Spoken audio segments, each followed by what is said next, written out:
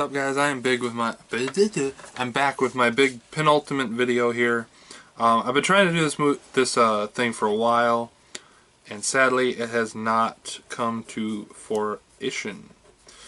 So back in 2019, in the ass end of 2019, I wanted to watch all of the Black Christmas movies and give you a small review and ranking video of all of them. And sadly I was unable to do that because, you know, as always, we just didn't have the time. So this is a video basically to review a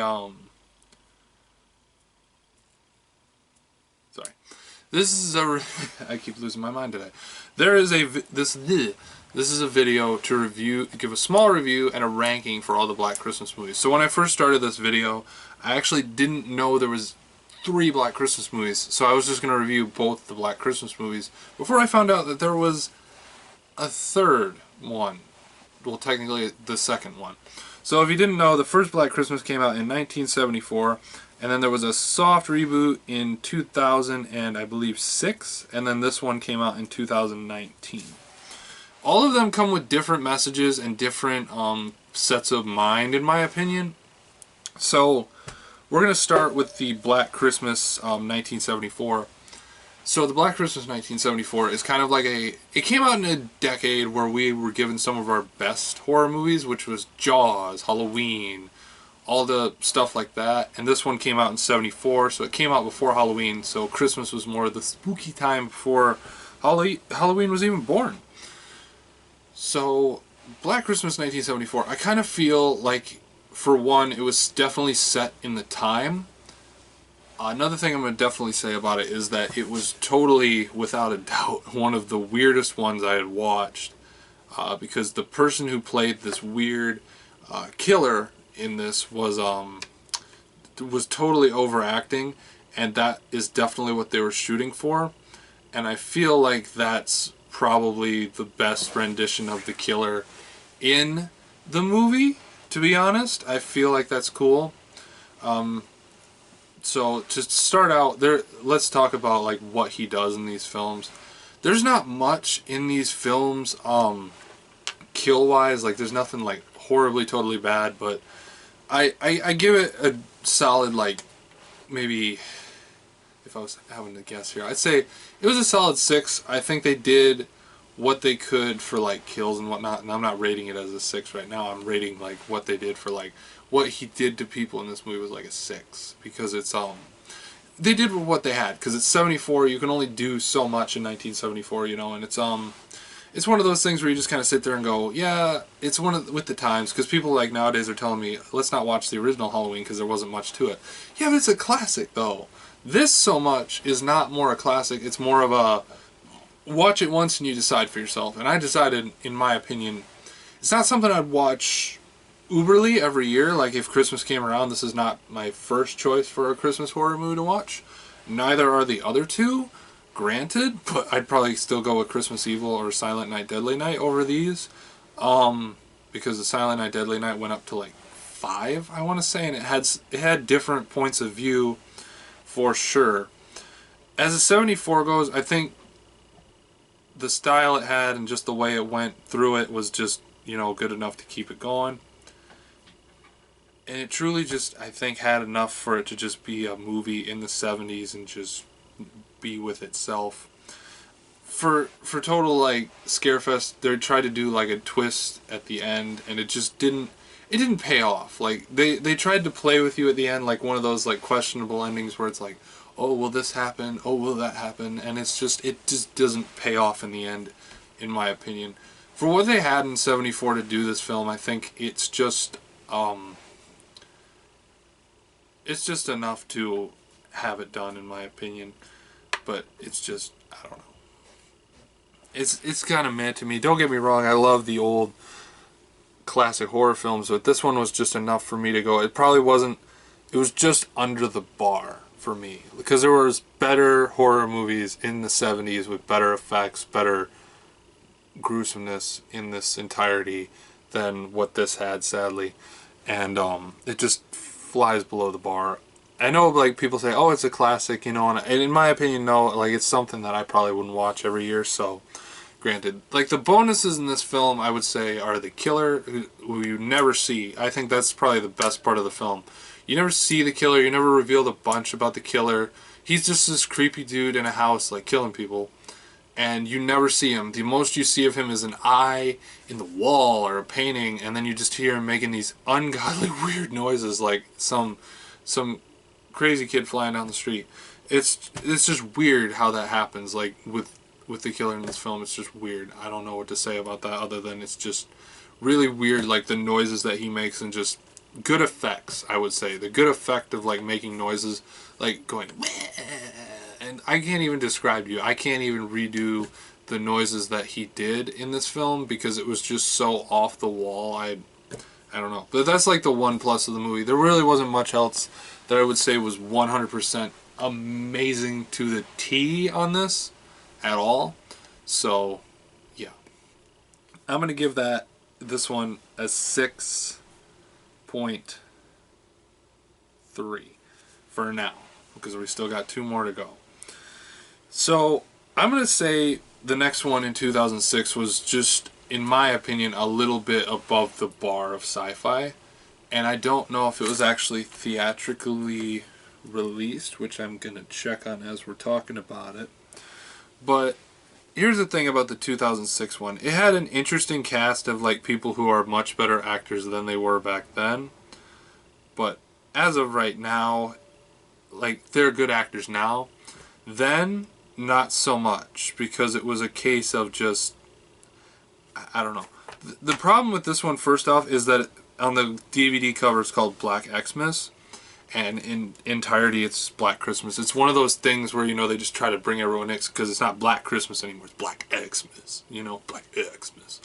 And that weird shit.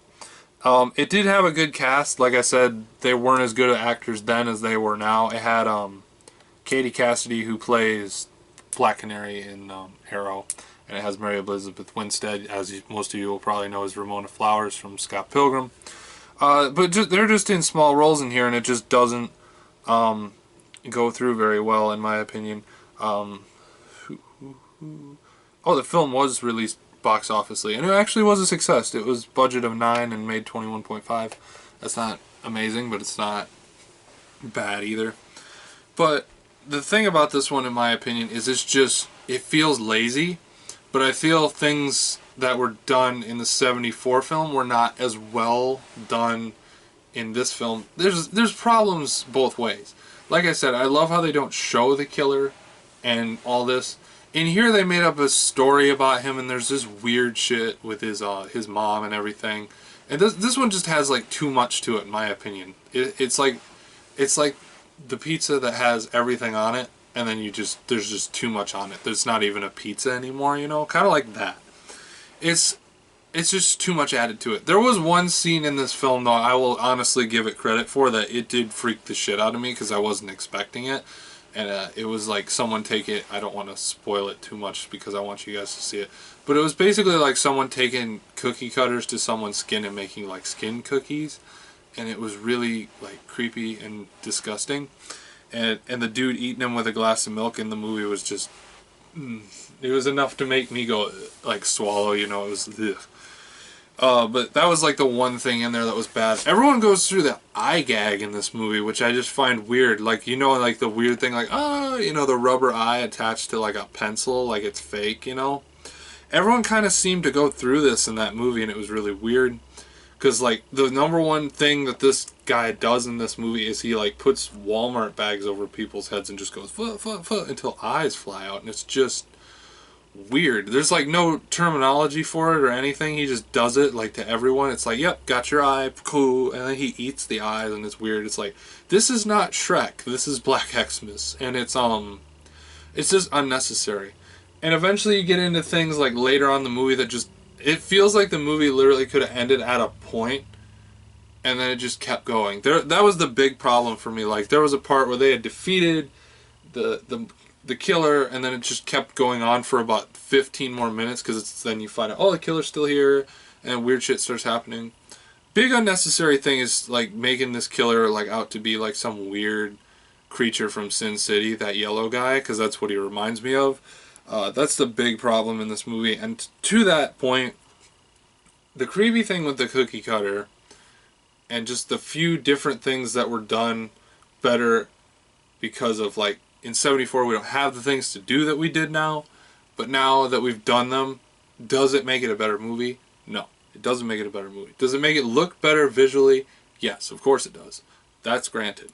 But this film altogether is not as good as 74 in my opinion, so I'm going to give this one a solid like 4.6 for now. For now.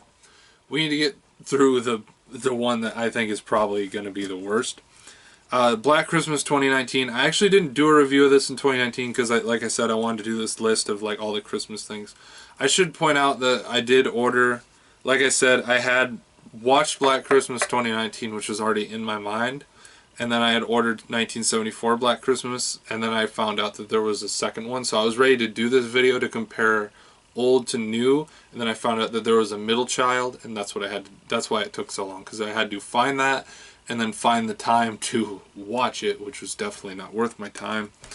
But Black Christmas 2019 is more of a message movie in my opinion, and I believe Jeremy Jahns said it best. This movie tries to hammer a point home that nobody came to see.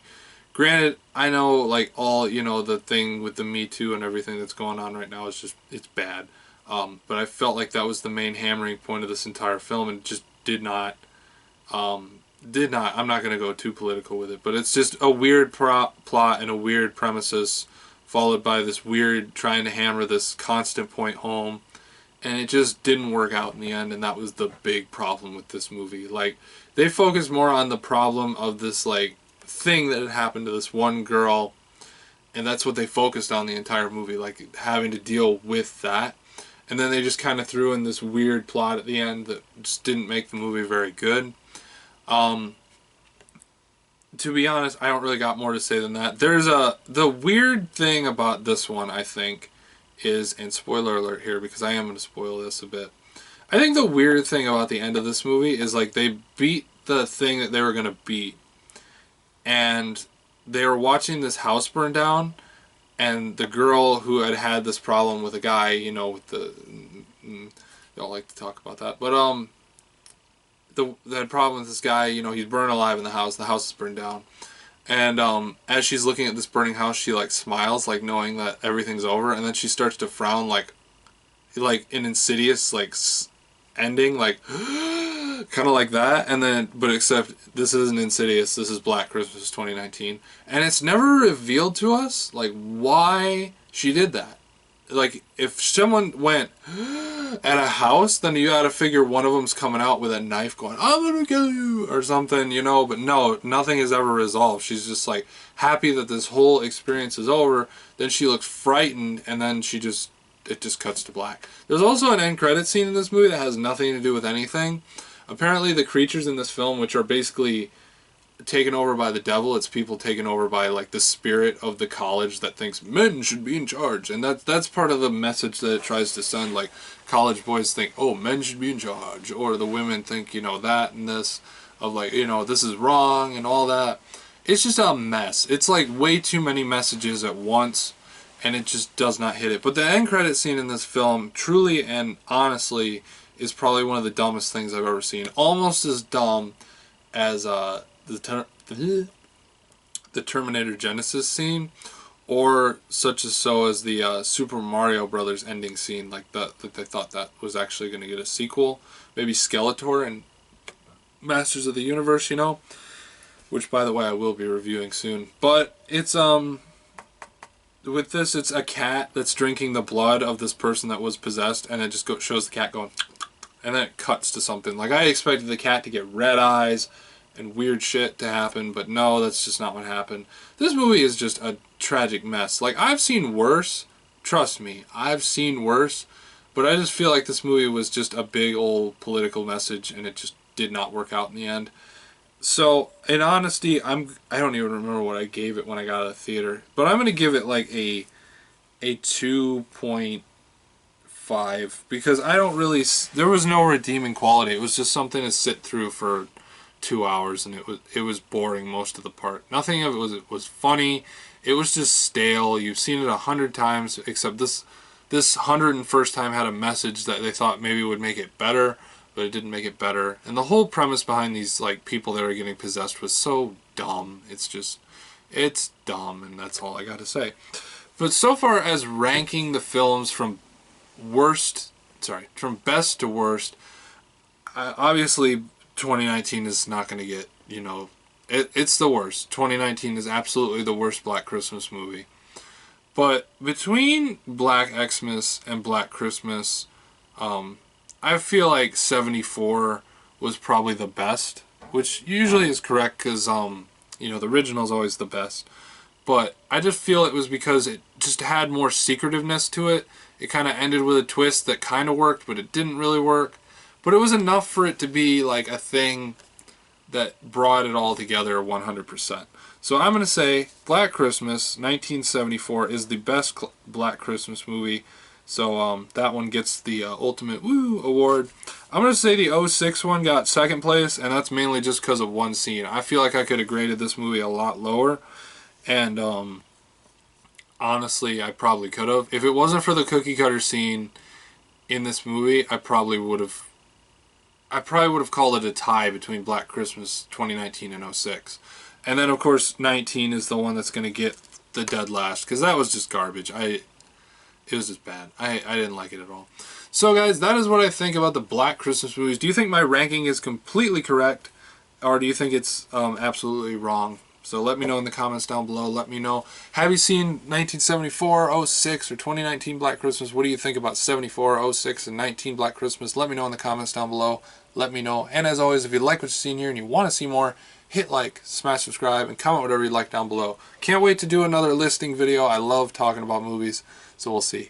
And the final scores for the movie, by the way, are Black Christmas 74 gets a 6.3, Black Xmas 2006 gets a 4.6, and then 2019 gets a 2.5. See you guys next time.